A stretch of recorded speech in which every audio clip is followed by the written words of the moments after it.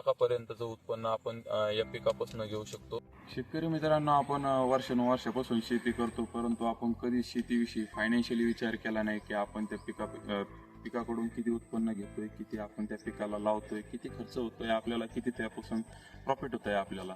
परंतु आज आपण याच गोष्टीविषयी थोडासा विचार करणार आहोत. नमस्कार शेतकरी मित्रांनो, माझं नाव सुयोग भुजबळ आणि आज आपण मोसंबी आणि ऊस या पिकाविषयी थोडीशी माहिती घेणार आहोत की फायनान्शियली आपल्याला ते पीक कसे असते, आपल्याला त्यामध्ये किती उत्पन्न, एकरी किती उत्पन्न होतं, कमीत कमी किती उत्पन्न होऊ शकतं, जास्तीत जास्त किती उत्पन्न होऊ शकतं, त्याला किती खर्च लावल्यानंतर किती उत्पन्न वाढू शकतं, किती खर्च कमी केल्यानंतर किती आपल्याला फायदा होऊ शकतो, अशा प्रकारच्या गोष्टीविषयी आपण थोडीशी आज चर्चा करणार आहोत. तरी पण जर तुम्ही चॅनलवरती नवीन असाल आणि तुम्हाला शेतीविषयी माहिती जर आवडत असेल, शेतीविषयी जर आपल्याला कुतूहल असेल, तर तुम्ही चॅनलला सबस्क्राईब करू शकता आणि व्हिडिओला लाईक करू शकता.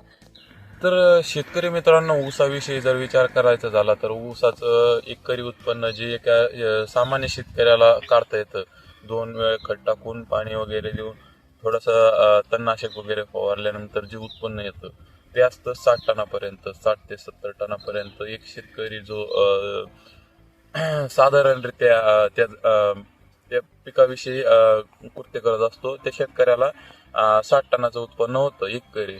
आणि जास्तीत जास्त जे शेतकरी चांगलं जीव लावून काम करतात ऊसामध्ये, जे थोडासा प्रयत्न करतात टनेज घ्यायचा, त्यांचं 100 टनापर्यंत उत्पन्न निघतं. 100 टनाच्या पेक्षा जास्त उत्पन्न काढणारे खूप कमी शेतकरी इथं ज्यांना 100 टनाच्या पुढे उत्पन्न निघतं. 100 टन उत्पन्न काढणे हाच बऱ्याच शेतकऱ्यांचं टार्गेट असतं.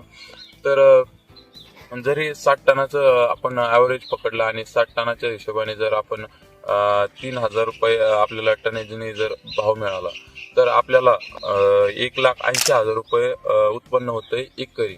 आणि त्यानंतर जर 100 टन ऊस पकडला आणि त्यानंतर 3,000 रुपये त्याला रेट मिळाला, तर ते 3 लाख रुपये होत आहेत. तर या प्रकारे समजा 1,80,000 रुपये हे कमीत कमी उत्पन्न आणि जास्तीत जास्त हे 3 लाख रुपये असं ऊसाचं उत्पन्न असतं. त्यानंतर त्यामध्ये खर्च आला. खर्चाची बाब घ्यायची झाली तर आपण 2 वेळा ऊसाला खत टाकतो, जे कमीत कमी उत्पन्नामध्ये देखील आपल्याला टाकावं लागतं आणि जास्तीत जास्त उत्पन्न घेतलं तरी देखील टाकावं लागतं. आपल्याला कमीत कमी उत्पन्न घेतलं तरी खत भरावंच लागतं. तर त्यामध्ये आपण कलेक्टिव्हली 2 ते 3 वेळा आपण खत भरतो. जर कमीत कमी म्हटलं तर आपण 2 वेळा खत त्याला टाकतो. तर आपण एकरी 10,000 हजाराचं खत टाकतो. ठीक आहे, 10,000 हजारामध्ये देखील होत नाही, परंतु आपण एक खर्च पकडायचा झाला तरी बी 10,000 हजार रुपये 2 वेळचं खत म्हणजे 20,000 रुपये ते झाले. त्यानंतर आपण त्याच्यावरती तणनाशक वगैरे फवारतो, त्याचे 10,000 पकडा. अशा प्रकारे 30,000 रुपये खर्च आपल्याला वार्षिक फक्त खतं फवारण्यांचे होतात. त्यानंतर शेणखत ते वेगळी बाब राहिली, लागवड ही वेगळी बाब राहिली, लागवडीला लागणारा खर्च वेगळा. अशा प्रकारे ऊसाचं जर ॲव्हरेज पकडायचं झालं, लागवडीचा खर्च सोडता, तर आपल्याला 1.5 लाख रुपये कमीत कमी ऊसाचा उत्पन्न होतं एकरी. आणि जास्तीत जास्त जर पकडायचं झालं तर आपण त्याला ड्रेंचिंग करतो. ड्रेंचिंगचे पकडा 10,000 रुपये. त्यानंतर आपण अंतर वगैरे वाढवतो. सरी वगैरे फोडणे हा प्रकार राहिला. सरी वगैरे फोडणे हा प्रकार आपण कन्सिडर केला नाही. सरी वगैरे फोडणे हा देखील एक प्रकार कन्सिडर केला जाऊ शकतो. ऊसाचं जास्तीत जास्त उत्पन्न आपण घेतो 100 टन. 100 टनाचे आपल्याला 3,000 रुपयाने होते, तर 3 लाख रुपये. आणि त्यामध्ये समजा आपण खर्च वगैरे सगळं जर सोडला तर आपल्याला 2 लाख रुपये, 2,20,30,000 रुपये अशा प्रकारे आपल्याला निव्वळ नफा त्यामध्ये उरतो. आपल्याला आपण जो खर्च लावलेला आहे तो वेगळा पकडायचा एवढाच उद्देश आहे की आपल्याला पुढच्या वर्षी परत तोच खर्च शेतीसाठी लावणं आहे. त्यामध्ये काही ॲडिशनल करून देखील आपल्याला लावणं आहे, परंतु कमीत कमी आपल्याला तेवढा खर्च त्या शेतीमध्ये लावावाच लागतो.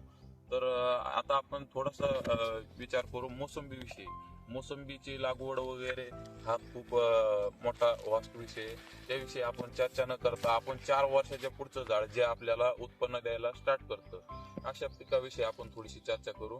तर एक मोसंबीचं 4 वर्षानंतरचं पीक आपल्याला उत्पन्न किती होऊ शकतं, तर कमी 4थ्या वर्षी आपल्याला जे लहान झाड असतं त्याच्यापासून कमीत कमी एका झाडापासून आपल्याला 50 किलो मोसंबी अपेक्षित करू शकतो आपण.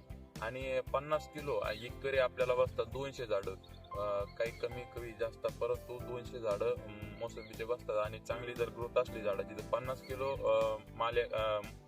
उत्पन्न एका झाडाला घेणं काय मोठी गोष्ट नाही. त्यानंतर 50 किलो उत्पन्न आणि कमीत कमी रेट किती पकडायचा, तर 20 रुपयांनी जरी रेट पकडला 50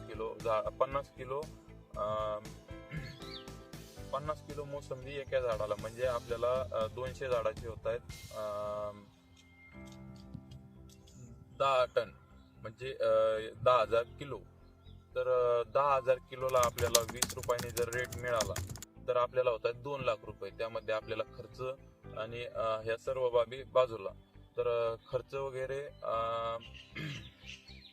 एका ऍव्हरेजली एकरी आपल्याला खर्च पकडायचा झाला तर आपल्याला ऊसासारखे 2दा आपल्याला खत टाकावं लागतं त्याला, तो 20,000 रुपये याचा खताचा खर्च. त्यानंतर आपल्याला फवारण्या घ्यावं लागतात, त्याच्यावाले आपण 10,000 पकडले. त्यानंतर ड्रिंचिंग ही बाब जर जास्तीत जास्त उत्पन्न घ्यायचं झालं तर तिथं आपण कन्सिडर करू शकतो. कमीत कमी उत्पन्नामध्ये ड्रिंचिंग हा प्रकार कन्सिडर करणं थोडंसं चुकीचं राहील, त्यामुळे ड्रिंचिंग थोडीशी साईडला ठेवू आपण. त्यानंतर आपण फवारण्या केल्या, त्याला खत वगैरे टाकलं, त्यामध्ये रोटर वगैरे फिरवावा लागतो, रोटरचा वगैरे खर्च.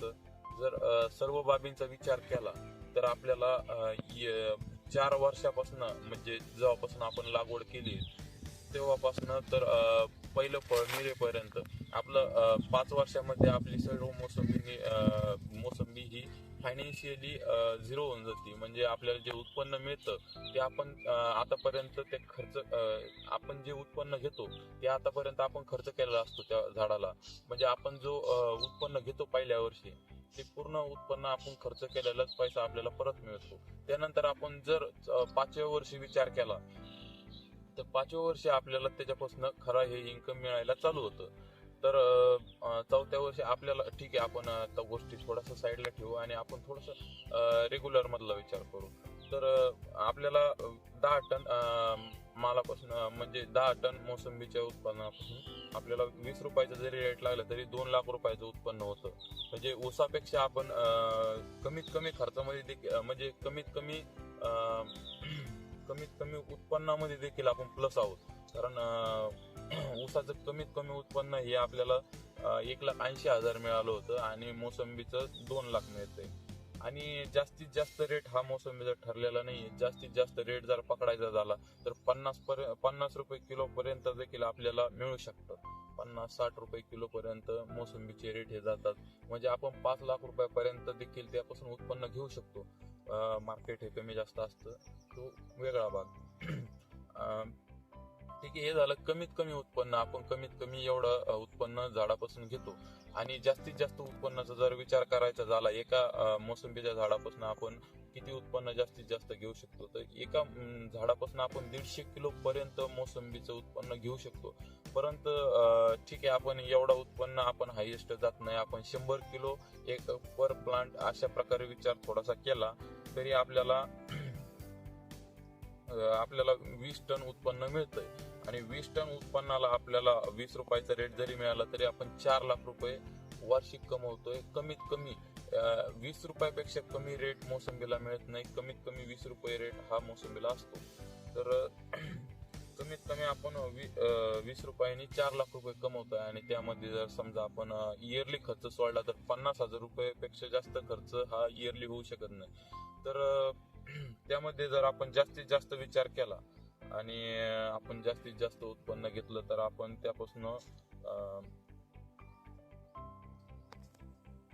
10 लाखापर्यंतचं उत्पन्न आपण या पिकापासून घेऊ शकतो. म्हणजे एकरी आपण 10 लाख रुपये कमवू शकतो. 50 रुपयाचे जरी रेट लागला तरी. कोणत्याही पीक हे 10 लाख रुपये उत्पन्न देत नाही, एकरी मोसंबी देऊ शकते. जर ऊसाचं आणि मोसंबीचं थोडंसं कम्पॅरिझन करायचं ठरलं तर बऱ्याचशा बाबी कन्सिडर केल्या जाऊ शकतात. त्यामध्ये लागवडीचा खर्च, ऊसाला 3 वर्षाला लागवड परत करावं लागते, कधी कधी 2 वर्षाला करावं लागते. मोसंबी एकदा लागवड केल्यानंतर 20 वर्षापर्यंत चालणारं पीक आहे. जर आपण चांगली निगा घेतली मोसंबीची तर 20 वर्ष 25 वर्षापर्यंत बगीच्याला काहीच होत नाही. त्यानंतर आता मोसंबीची लागवड कोणी करावं? ज्याच्याकडे चांगलं क्षेत्र आहे, जमीन चांगली आहे, त्याने मोसंबीची लागवड करावी. ऊस हे पीक असं आहे की आपण आज लावलं, आपल्याला 1 वर्षामध्ये त्यापासून उत्पन्न मिळणार आहे. परंतु मोसंबी हा पीक असं नाहीये, त्यापासून आपल्याला 3-4 वर्ष आपल्याला ते झाड मोकळं सांभाळणं आहे. त्यानंतर आपल्याला त्यापासून उत्पन्न मिळतंय. ठीक आहे, वावर गुततंय, परंतु आपण त्यामध्ये कंबाईन फार्मिंग करू शकतो. म्हणजे त्यामध्ये आपण दुसरे पिकं देखील घेऊ शकतो. अशा बाबींचा जर विचार केला तर ज्यांच्याकडे क्षेत्र चांगलं आहे, जे थोडस कष्ट करू शकतात, ज्यांना इंटरनल पिकं कशी घ्यायची, दुसरे म्हणजे मोसंबीमध्ये कोणत्या पिकांची लागवड करायची याची जर थोडीफार माहिती असेल तर तुम्ही मोसंबीचं पीक कन्सिडर करू शकता. ऊसापेक्षा खूप जास्त इन्कम देणार आहे, परंतु ऊस देखील खूप चांगलं इन्कम देणारं पीक आहे, परंतु ऊसापेक्षा मोसंबी हे खूप जास्त उत्पन्न देऊ शकतं. तर ह्या झाल्या काही बाबी. कमीत कमी उत्पन्न किती घेऊ शकतो, जास्तीत जास्त उत्पन्न किती घेऊ शकतो, आपल्याला वार्षिक किती खर्च होतो, किती आपल्याला त्यापासून इन्कम मिळतं. आपण मोसंबीविषयी थोडीशी कमी चर्चा केली. आपण मोसंबीमध्ये लागणारा खर्च आपण थोडासा कमी केला तर मोसंबीमध्ये आपण 2दा खत टाकतो, 2दा किंवा 3दा खत टाकावं लागतं मोसंबीमध्ये, परंतु आपण बरेचसे शेतकरी भरत नाही. ठीक आहे, 3दा जरी पकडलं, जास्तीत जास्त उत्पन्न आपण 4 लाख रुपये कमीत कमी रेटमध्ये जास्तीत जास्त उत्पन्न हे आपल्याला 4 लाख रुपये मिळालेलं आहे. आणि जास्त रेट म्हणजे चांगला जर मोसंबीला रेट मिळाला 50 रुपयाचं तर आपल्याला 10 लाखापर्यंत उत्पन्न होऊ शकते एका चांगल्या झाडापासून. ज्याला 100 किलो माल एका 100 किलो एका झाडाला उतरतोय, अशा एका एकर मध्ये आपल्याला 10 लाखाचं उत्पन्न होऊ शकतं. तर अशा प्रकारच्या बाबीचा विचार जर केला, 10 लाखाच्या उत्पन्नामध्ये आपण पूर्ण 1.5 लाख रुपये 2 लाख रुपये जरी खर्च सोडला तरी देखील आपण खूप जास्त प्रॉफिट मध्ये आहोत आणि खूप जास्त आपण त्यापासून उत्पन्न घेतलेलं आहे. तर या बाबींचा आपण चर्चा केलेली आहे. जर तुम्हाला व्हिडिओ आवडला असेल तर व्हिडिओला लाईक करा, चॅनलला सबस्क्राईब करा. अशाच प्रकारच्या नवनवीन व्हिडिओसाठी आपल्यासोबत जोडले राहा. धन्यवाद.